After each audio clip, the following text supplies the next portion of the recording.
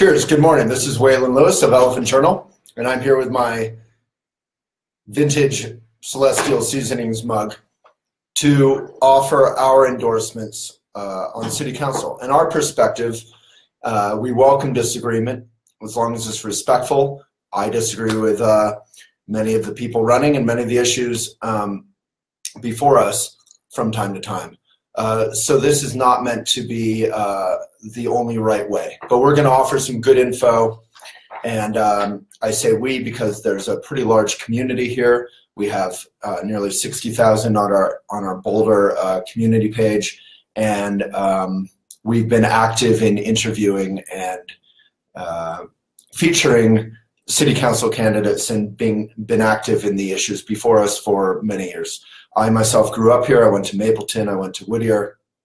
I went to Video, which is now defunct.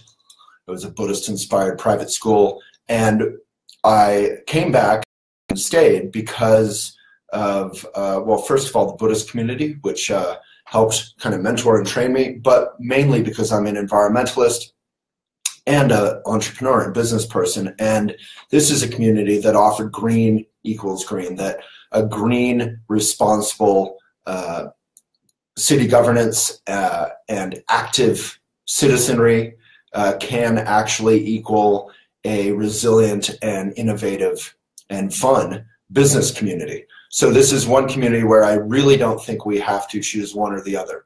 We kind of get a resilient business community. People want to live here. People want to work here. Best educated, best place to retire, one of the best for bicycling, healthiest. This whole list, this all adds up to make Boulder one of the most successful experiments over the past 40 or 50 years of any city in the US, and maybe one of the most successful in the world. And that's why this video may be interesting to some of our 5 million Facebook fans that we're broadcasting to right now. So this is a local issue. And generally, I will say Elephant is somewhat moderate. We are very clearly active in social issues and environmental issues, but again, we're pro-business and pro-accessibility and opportunity. The American dream is, like myself, I grew up very poor. You know, I was on food stamps and all that, and didn't have Christmas presents sometimes. And now because of Boulder, because of the mentors in the community here, I've been able to start a successful business that employs now, including 2 of our writers, 31 people.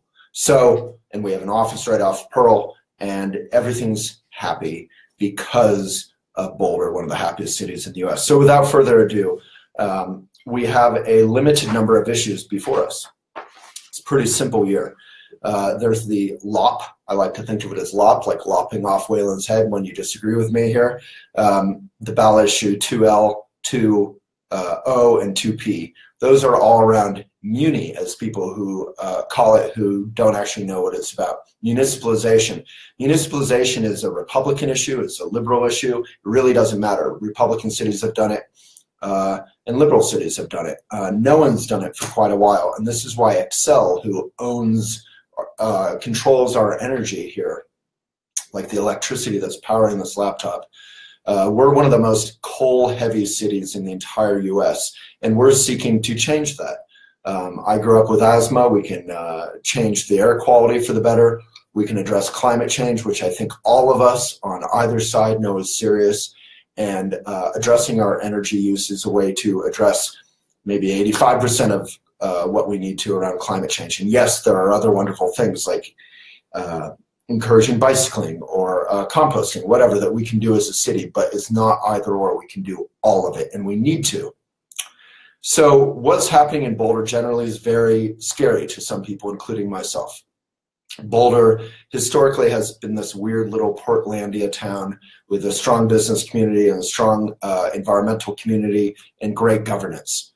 Now it is so expensive that a lot of the weirdos, maybe like myself, a lot of the weirdos have moved out and will continue to do so. So accessibility, true density, green, interesting, creative architecture and building that is pedestrian and human-friendly, not just about parking lots and strip malls and developers' profits, is vital. So creative development, like with the Spark neighborhood, is incredibly urgent. So that's one of the most important issues before us, one of the two most important issues.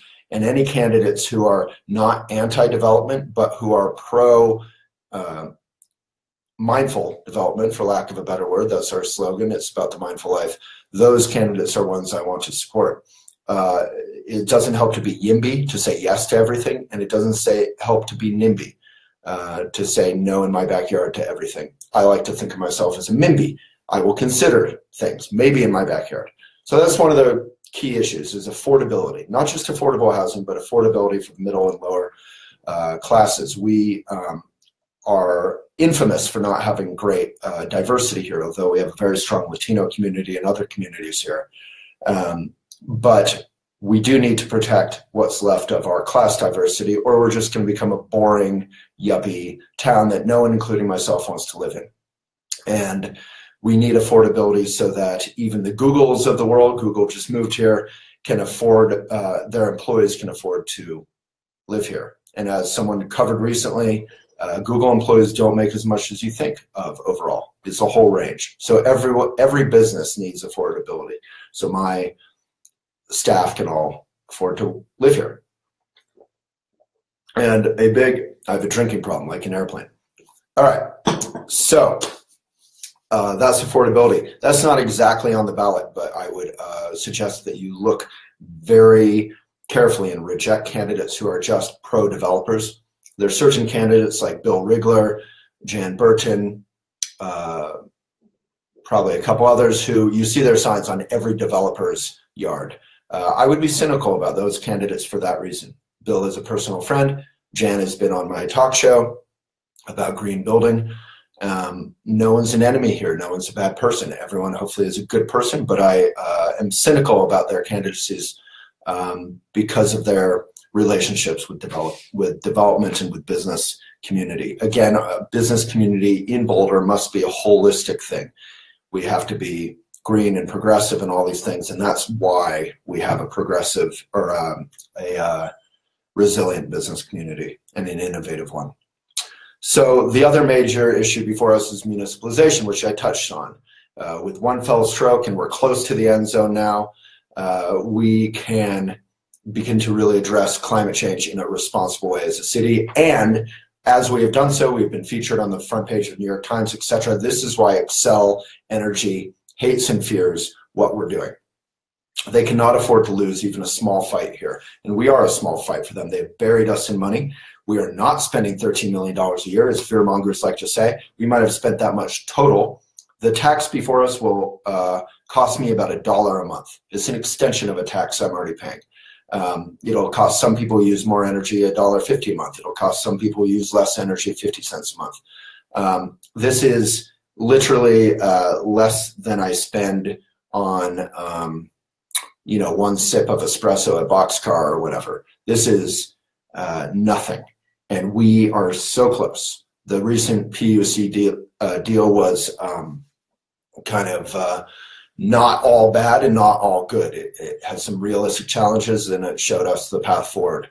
We can do this, and to say that Boulder can't run our energy, I think is duplicitous. The same people who say Boulder can't run our energy responsibly criticize Boulder for being too together, too uptight in terms of building and zoning.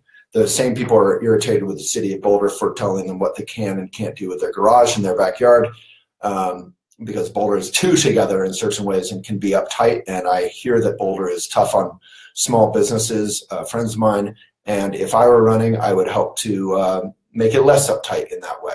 But we do want green building standards, and the city is together and can do this, and we can save a ton of money. So literally municipalization only goes forward if it's greener, if it's cheaper. We stand to collect $150 million in fees. Right now, Excel takes all that money out of Boulder, and we can reinvest that money in Boulder in further green stuff. We can do solar gardens. Right now, we can't even legally do a solar garden because of Excel. Solar garden is a whole bunch of solar panels around providing shade and absorbing energy for our use. What else? So I am pro 2L, 2O, and 2P. No big surprise there. Almost everyone, the kind of conservative forces, the libertarians, the very small portion of the tech community that I am a part of. I love the tech community. I love the tech community. They're fantastic. They're the best. But a very small percentage of them have been supporting Excel against municipalization. And one of those folks is, I think, campaign manager for Bill Rigler, who, again, is a friend. We are planning to bicycle together. God bless him. He worked in Rope. He worked for Al Gore. He's far from a bad guy, but I'm not into his candidacy. I'm not into, we'll get into candidacies now. So the candidates I'm most enthusiastic about are Sam Weaver. Sam is my first A-plus candidate. He's a business owner, an entrepreneur. He's been a fire chief. He's a grounded guy. He's knowledgeable. He's young. He's forward-looking. He's everything we could ever want in a candidate. He's good on business. He's good on the environment. He's good. He's a good guy. I love Mary Young as well. She's tough as nails. If you like strong, powerful, knowledgeable leadership, maybe you're going to disagree with her on a couple issues, like with the co-ops, but I really believe in her knowledge and her savviness. And you see that knowledge is vital when issues come up. We recently had a really stupid term limits thing passed because the people who pushed term limits couldn't defeat some of the longer term candidates, so they got us to vote against our own ability to vote people out. Experience is vital in government. You don't want just newbies all the time. Because I remember one meeting with Matt Applebaum at City Council. I think it was Andrew Shoemaker, who I loved, who is not running anymore, said, what about doing this? And Matt said, well, we tried that in the 90s, and here are the 4 things that happened, and let's look at what would happen now. So that kind of experience is vital. The next candidate I love is Jill Grano. I served on the board of New Era with her for many years and still don't know how to say her last name, apparently. She's fantastic in almost every way. Everyone, even opposing factions, have all supported her. And all 3 of these candidates are pro-municipalization. I've been really impressed by a young Mira Nagel. I think it's vital to have woman leadership in Boulder, enough of white guys. Nothing wrong with white guys, but let's have some diversity there. Mirabai is young. Again, she's active in firefighting. There seems to be a theme here. She's incredibly thoughtful and feeling, and she has studied hard. Even though she's a new candidate, she knows her stuff. I've been really impressed. She came to a recent event I was at, and her heart and caring for Boulder is apparent.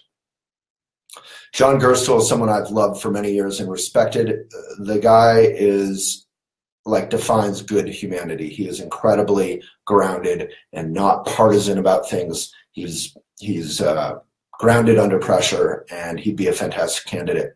Cindy Carlisle has known me since first grade. I love her. I have not endorsed her sometimes in the past. I think her time is now. She's got great experience, and she can piss some people off. That's not always a bad thing, and I think she's fantastic. So I think that's 6 candidates I've now mentioned who I like. Those are the 6 I would encourage you to choose amongst and support. Again, that's Sam Weaver, Jill Grano, Mary Young, Mirabai Nagel, John Gerstle, Cindy Carlisle. My 3 shoo-ins are Mary, Jill, and Sam. And then there's a couple other candidates I'll mention. Eric Budd is a good human being, super thoughtful, been really impressed. We biked up Flagstaff and debated the issues. He's wrong, in my opinion, on municipalization. I don't think he takes climate change seriously enough, even though he's fantastic on various green issues, and he's a true environmentalist, bicycles every day. And he's a good guy. He's great on a lot of issues. Municipalization is such a huge issue in terms of, it's going to be so expensive to fight climate change. Boulder is generally considered from a scientific point of view to be relatively unlivable in even 20 years because of the amount of forest fires and drought. We need to address this now. And Boulder has the ability to have this kind of foresight and take action now. Let's treat it seriously. So I can't vote for Eric because of that issue. It affects 18 other issues. If we have municipalization, we can microgrid, we can off-grid, we can have our Tesla battery packs, we can handle electric cars. There's a lot of revolutions, self-driving cars that are coming that will be enabled by municipalization, and that Excel will just drag its feet on. Excel has promised to do half of what we have promised to do and take longer doing so and take our money all the way. So let's do it more affordably, greener, faster, and I hope you've enjoyed this rather long sermon about Boulder endorsements from Elephant Journal.